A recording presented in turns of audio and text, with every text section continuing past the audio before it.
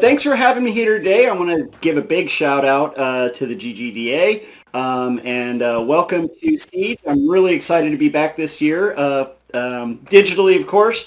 Hopefully next year I'll be able to attend again in person and meet all you folks back in IRL. My name is Christian Allen. I'm an evangelist at Epic Games, and I'm going to be giving a presentation today on 5 shipping lessons for indie dev. I'm going to shoot for this to be right at a little over 40 minutes, and then we'll pop over into the Q&A. I'm going to be keeping an eye on my time here on the left, and if I run a little bit fast, we'll have some extra time for Q&A. And if I run a little bit slow, I'll speed things up at the end.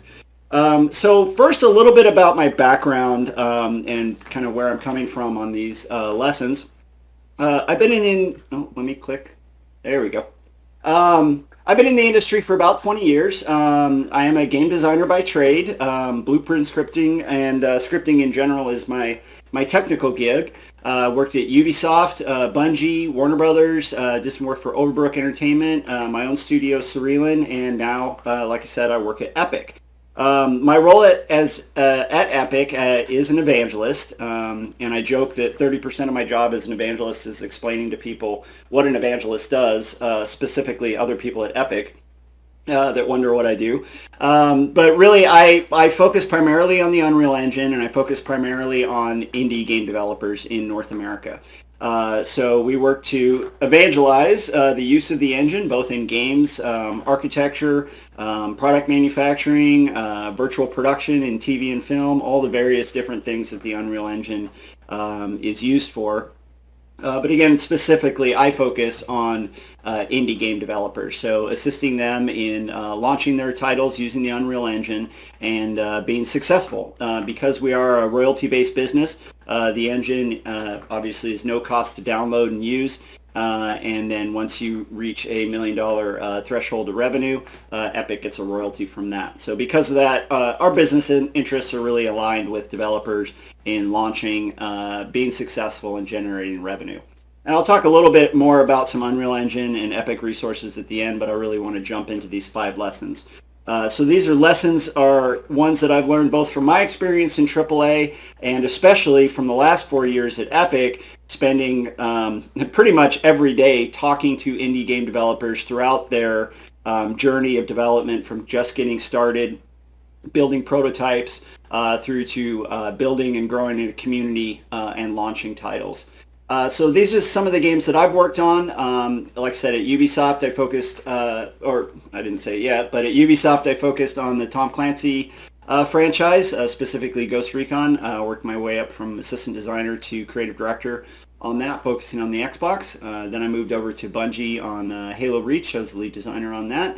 At Warner Brothers, I worked on a bunch of different prototypes and early development titles, including Mad Max and what became the Middle-earth franchise, Shadows of Mordor and Lord of the Rings. And then I went independent, so I worked on my own titles. We created a studio, did a Kickstarter of that whole fun route, shipped one game, Takedown, on PC and Xbox 360, and then later released Epsilon in Unreal Engine 4 on Steam Early Access. Also did a experimental virtual reality title, and then I also did consulting for Hollywood, where I ended up working on the After Earth franchise, which ended up unfortunately only being After Earth the mobile game. If you're familiar with After Earth, unfortunately it didn't actually turn into a franchise, but we had hoped it would. And then I also did have the opportunity to contribute just a little bit to Fortnite Battle Royale. And so with that, let's just get right into the tips. This has kind of evolved as I've given this presentation a few different times, but it's kind of evolved through discussion and just going through helping folks get ready to ship on various different platforms with various different games. And I pulled kind of I like to pull this quote, is that shipping is your most important feature. A lot of times as developers, feature creep is a thing, and we like to focus on all these various different features that we wanted to put into the game. But all of those features that you put into the game, that you spend hours implementing and testing, all of those are dependent on that one core feature, which is your game actually shipping. If your game doesn't ship, then nobody's going to enjoy or evaluate any of those other things. So hopefully these tips will assist you in that endeavor. So the first tip that I like to talk about is preparing for platforms. When I say platforms in this context, I mean basically your SKUs, your PC, Xbox, PlayStation, Switch, Linux, Oculus Quest, whatever it may be, preparing for those platforms for your game. A lot of developers will just, especially indie developers, will kind of just default to PC and not really consider various different platforms. So when we think about platforms, there's kind of two elements here. First off is choosing a primary platform. So understanding early on, as early as possible, of what your primary launch platform is going to be. What is your primary development environment going to be focused on? Whether, again, that's AAA consoles, whether that's PC in various different iterations, whether it's mobile, whether it's VR. There's a few different implications in that. The first off is from a core game design perspective of your primary user interface. As you can imagine, developing a game that is primarily designed for mobile in a touch interface standpoint is going to be very different from a VR experience where you're primarily focusing on the user inputs through movement through the controllers. But also even just a difference between PC being mouse and keyboard or console being controllers. Understanding what that primary interface of your user is going to be can be very important. A lot of times folks will want to just choose a genre first, and that's fine, but if you're choosing a genre and say doing it in a platform that is maybe something different than it's been done in the past, for example, if you're doing a point-and-click adventure game on PC, that's pretty straightforward. There's a reason why it's called point-and-click adventure games, because it's generally designed to be used in a point-and-click interface.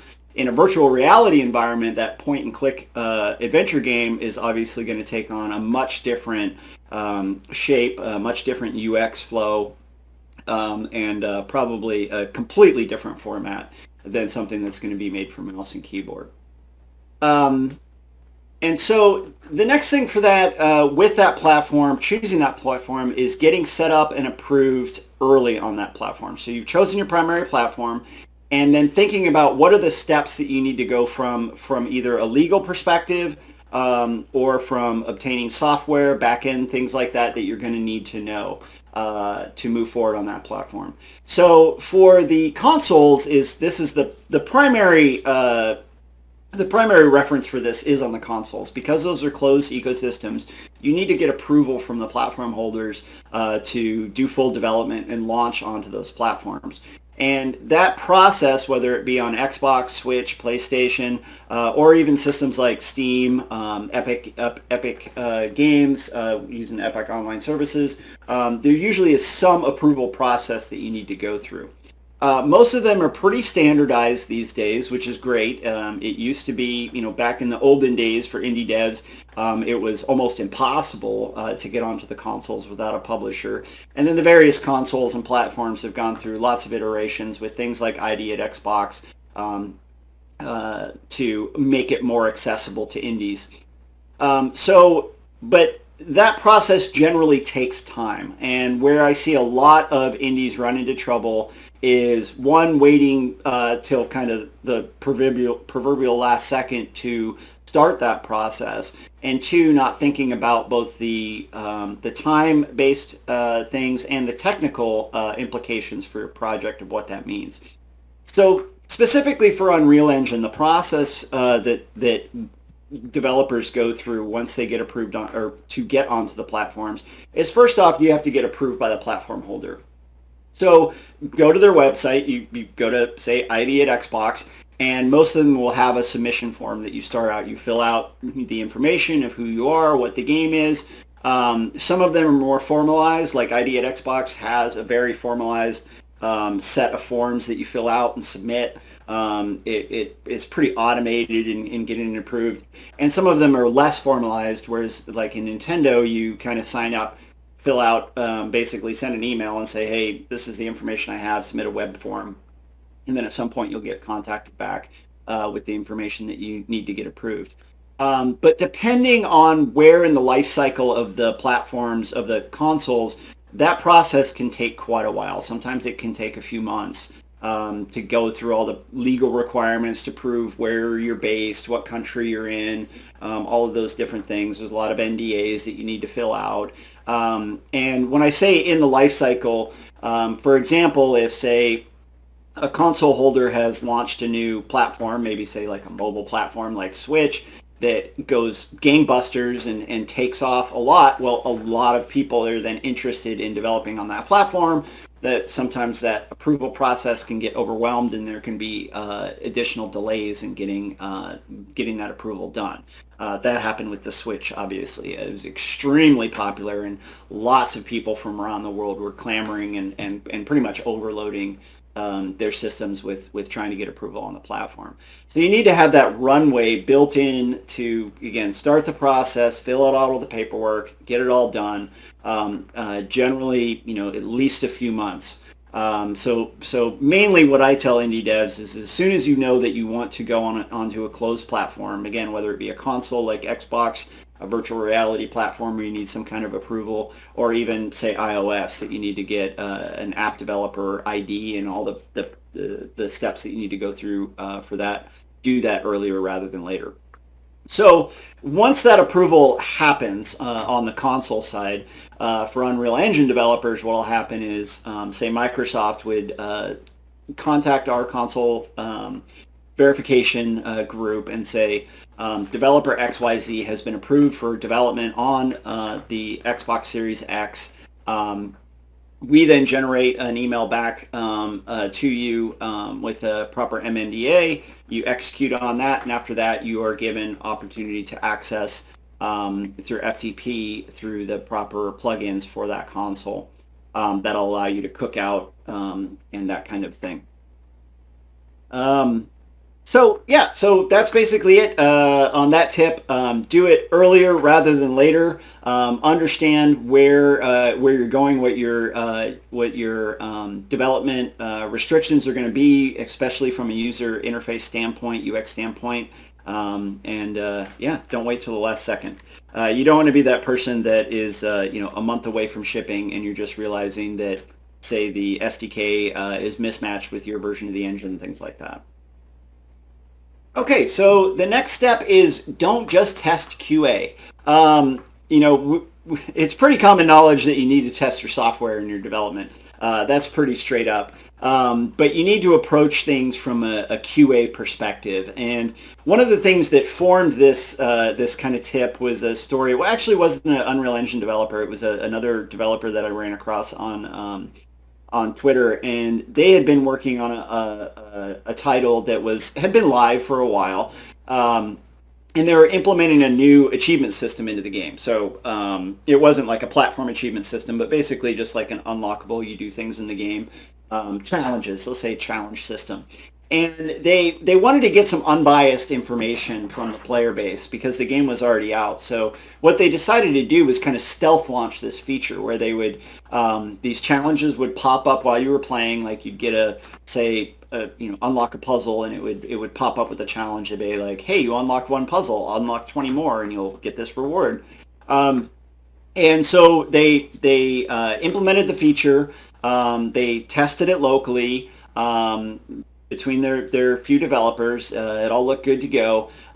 They uploaded it to Steam, launched it, and then waited. And so they waited and waited and waited, and they weren't getting any feedback. Nobody was commenting on it. Nobody was complaining about it. And they were like, well, and people weren't, looking at their back-end data. People weren't unlocking any of the challenges.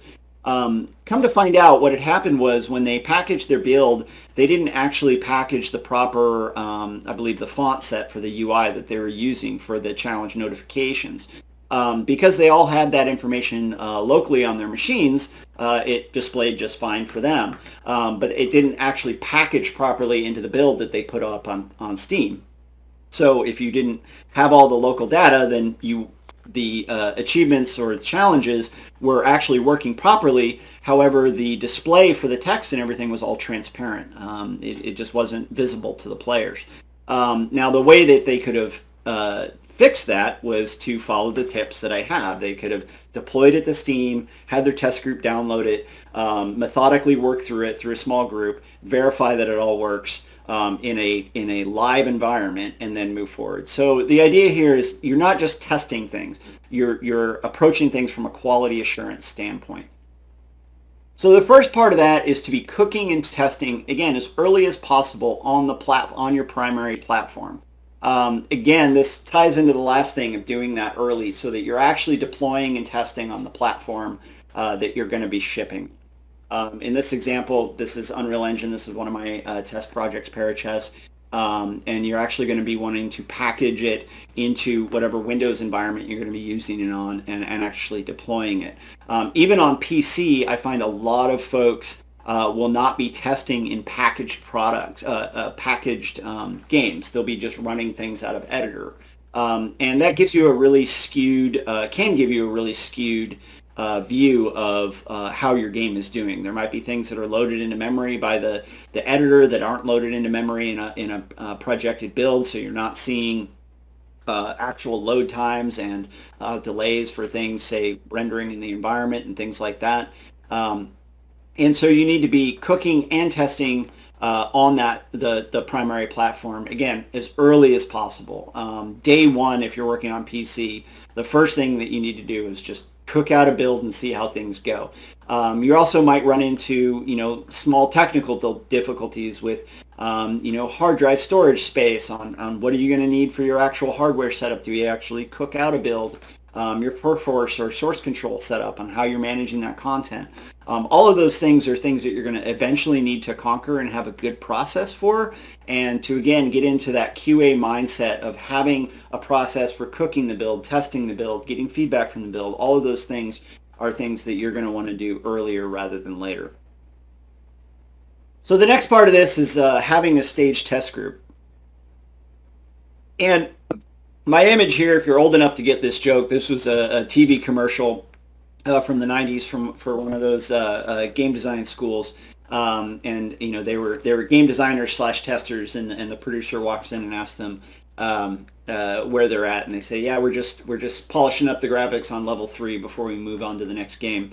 And that one always stuck in my mind and made me laugh. I should probably find a different one because I think there's only a few folks left in the industry who would actually get this reference. But the idea here is to actually, again, back to my last 2 points, have an identified staged test group. Now, depending on your resources as an indie dev, that could mean friends and family. It could mean a small group of community members, or it could, if you have a larger budget and you actually have a contracted QA team, that QA team. But that staged test group needs to be someone outside of your development team, outside of someone who's normally working on the game, that is doing these stage tests before you go live to the others. It could be identifying a group of folks within your community of reaching out and saying, hey, it seems like you're very passionate about providing feedback in the game. Would you like to be part of this staged test group?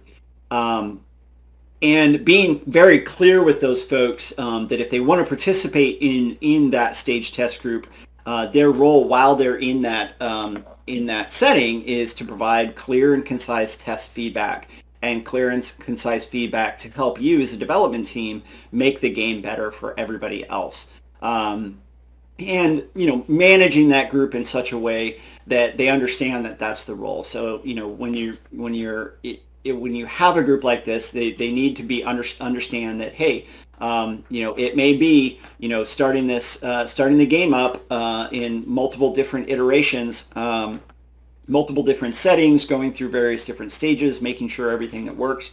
Obviously, you can automate some of that testing mechanics, but having that stage group that you can reach out to and say, okay, We've got 100 people that are in this, that we pulled off of the forums or the Discord group. They volunteered to do these test stages before we make everything up live. So we're going to upload the build up to Steam. They've got the beta codes. They download the build. They test it. They run through it, make sure everything's good to go, and then we make it live to the broader group.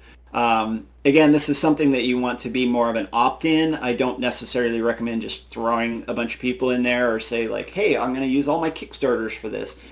Because unless they're in the mode of really wanting to test and ideally try to break things, because that's really what you want them to do, to try actually be actively looking at things and trying the different things that you might not have thought of, retrying different settings to make sure everything functions, rather than a group of people that you're just putting out and say, hey, tell me if that's fun. That's a completely different group of folks, although obviously there can be some overlap.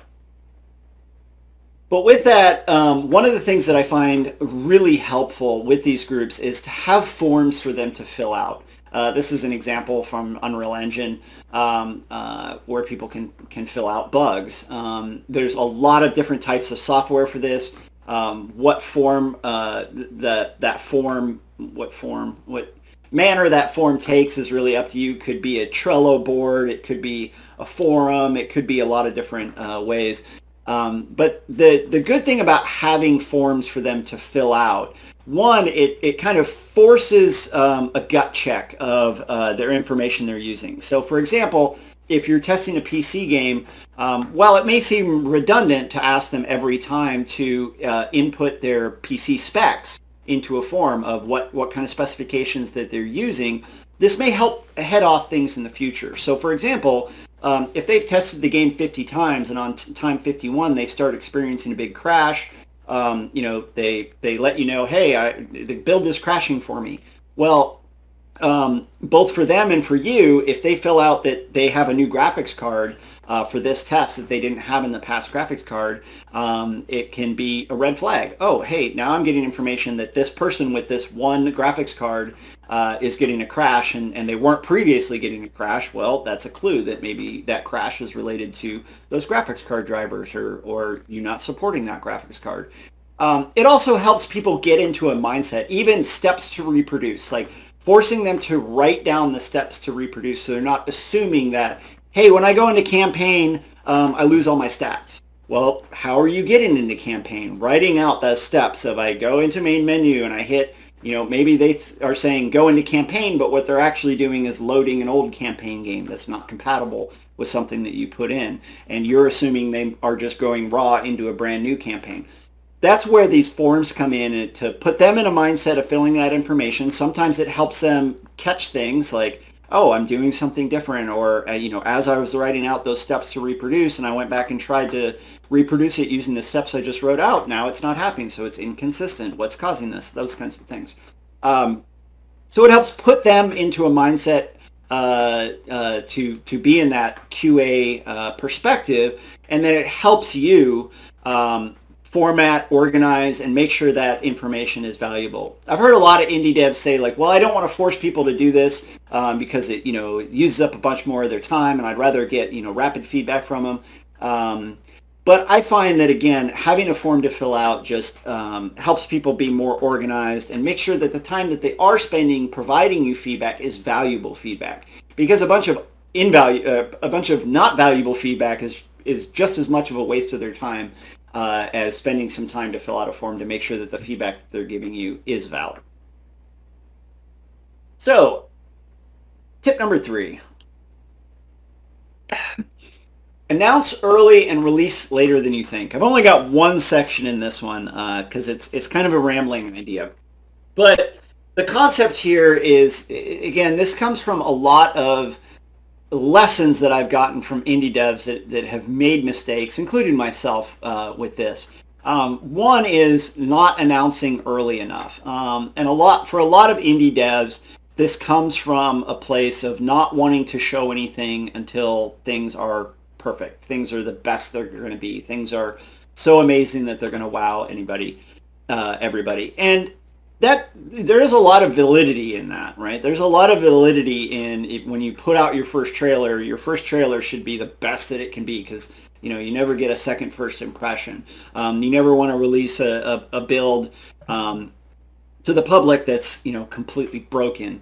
You only get one first launch, and trust me, I've learned that lesson in the past. But where I see people kind of overcompensating for this is then waiting and waiting and waiting and waiting until they feel like they have the perfect thing, but then only being, say, a month out from launch. And then they do an announce, hey, in 3 weeks I'm going to launch this game on Steam, please wish list it now.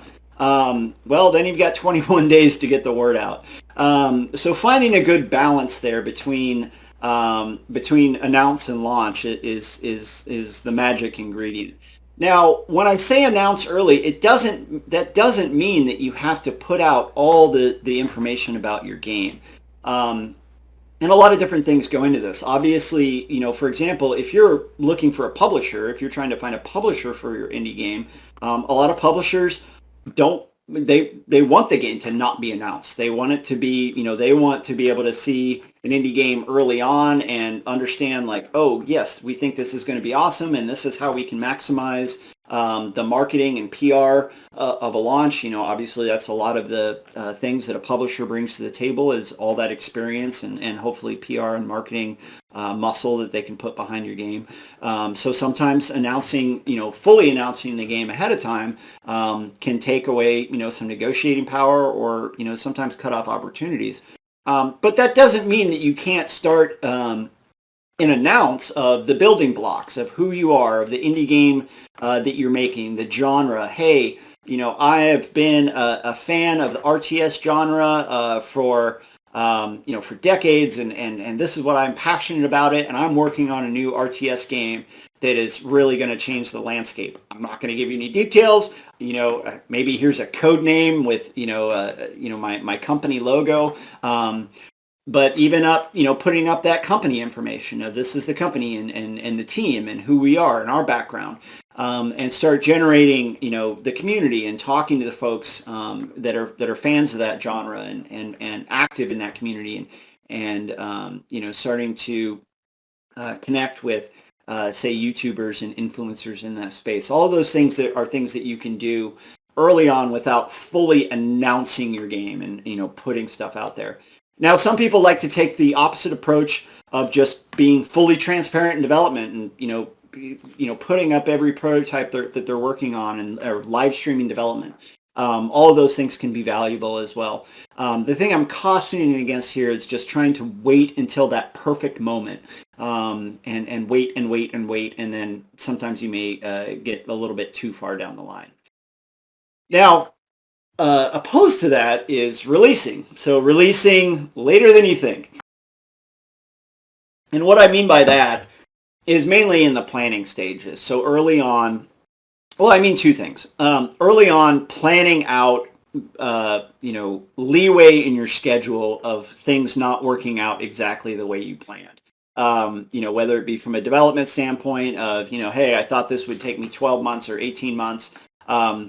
So if you think that it's going to take you 18 months, when you do that announcement 18 months before or 12 months before, whatever it is, setting a hard and firm date when you're an indie developer planning to self-publish on a digital platform, I think is just kind of possibly shooting yourself in the foot a little bit. You can be, generically, a little more generic or vague about a release date when it's a year out. You can say, hey, we plan to launch in the fall or in the spring or, sometime in 2022. And in fact, obviously that can be used as a marketing and a PR element too, as that date gets closer and closer and it gets narrowed down by your schedule. And how things are going, you can be communicative to the player base and to your fan base about what that looks like, and use that as a transparent communication method with those folks. But just locking it down and just choosing a date and rolling forward with it. One, it's setting yourself up for that disappointment of having to announce a delay when you didn't necessarily need to, and then announce the reasons for that delay and respond to the consternation that might come across of people. Well, is it delayed because it's broken? Is it delayed because it's bad? Is it delayed because it's never going to come out? All of those problems. But the other thing is to be able to keep yourself to be flexible. Again, one of the strengths that you have, and I'm going to touch on this in the next point as well, one of the strengths that you have as an indie game developer is that flexibility and that agility that you have to respond to things in the marketplace. New features that come out with engines or with graphics rendering features, or new marketplace opportunities like a new mobile device or a new console coming out. Being able to adapt to that quickly is a benefit. And so again, leaving that window open, you're not a AAA game developer launching a game in 2005 where the most important thing is that the game is at the printing facility by October 1 so that it can be on the shelves in Walmart by December 12th. So you just have to stick to this really hardcore date. If you're 3 months out and you look and you see that, hey, I'm working on a fantasy, a fantasy RPG game, and I was planning to release this week, but it turns out that Bethesda is putting out the next, fantasy RPG the same week that I'm planning to release my indie game. Maybe I should pull that date up a little bit, or maybe I should push it out a little bit. Or, hey, this console release got delayed, so maybe a big AAA shooter's coming out, going to be pushed out till the spring. Now I have a few month window where maybe my indie shooter has a good window right there to capture some eyes that might like that style of game. So there's lots of opportunities that you kind of lose if you lock yourself in too early, and you lose that flexibility and that agility. Again, most of the time things are going to push out. Right, you're going to run into a problem that you may not have foreseen, and you need to push it out a few weeks. But it's generally, I think, a mistake to just kind of lock it in and say, this is what we're going with. I was just trying to think of that Miyamoto quote that I read recently, where he said, a delayed game, people can get over. I'm badly paraphrasing, but people get over launch delays. People don't get over a broken launch, and it's much harder to patch up a broken game than to apologize for a delay. And I think that's generally the case and generally applicable. All right, so I got to speed it up a little bit because I'm right at 10 minutes. The next is be ready for marketing opportunities. So again, this comes back to that strength that you have as an indie dev and being able to be ready for marketing opportunities and be agile. The example on the left here is a good example of a marketing opportunity that a lot of indie devs were able to take advantage of. This is RTX. When it launched, when NVIDIA made it available on the graphics cards, Unreal Engine, we made it available to implement. And because of the agility that the indies had, there was multiple indie game developers that were able to implement RTX into their titles and actually make it live or make trailers for those games very, very quickly. Within a few weeks, they had prototypes up and running. And because the AAA folks, they don't have the bandwidth to make those kind of really quick switches. If they're working on their game in July that's coming out in November on AAA platforms, and something like RTX comes out in that time frame, they're not gonna change all their marketing around to support that, or put a big emphasis on that. They're going to hedge their bets and be like, well, maybe we'll get it in, maybe we won't, but we're going to remain quiet about it. So NVIDIA was hungry for projects that would showcase that feature set in their graphics cards. And there was a bunch of indies in this example on the left, Bright Memory, that went out, implemented it, and were able to showcase it for NVIDIA on how it really improved the visuals on their game. And so that's something that you always need to keep an eye out for. Another obviously huge example that I've already used is the Switch. When the Switch came out and really went gangbusters, there was a ton of publishers, big publishers, that didn't have games in their portfolio that lined up well with Switch, so they were looking to indie devs to fill that vacuum. They were reaching out to me and to a lot of other indie devs going, hey, your game looks like it would work well on Switch. Can we make a publishing deal with you to make your game on the Switch for us and join our portfolio? And so again, having that agility and being on the outlook, keeping up with the games industry, looking out at new hardware platforms that come out, things like the new Steam Deck that just got announced, and being able to identify those as an opportunity. The other example in the lower right here is, as indie devs that tend to be more connected with the community, through various different forms of social media. You are the folks that are on the front lines of understanding, what's, cool and hip and current, and what's moving forward. This is an example of me failing at one of those opportunities. So I was presenting a game called Epsilon at PAX. We were one of the earliest games to implement their color chroma in Unreal 4 for their chroma adjustments for the game reacting. So we got a space at Razer's booth, and I was presenting the game. And at a certain point, a big crowd of people showed up, and this person that I didn't know who they were stepped up next to me, and they were playing, I think it was Dark Souls or Dark Souls 2. That look on my face is me looking at my producer going like, what's going on? I don't understand what's happening, because I didn't know that PewDiePie was standing right next to me. I didn't know who PewDiePie was, and that he was like the #1 YouTuber in the world at the time.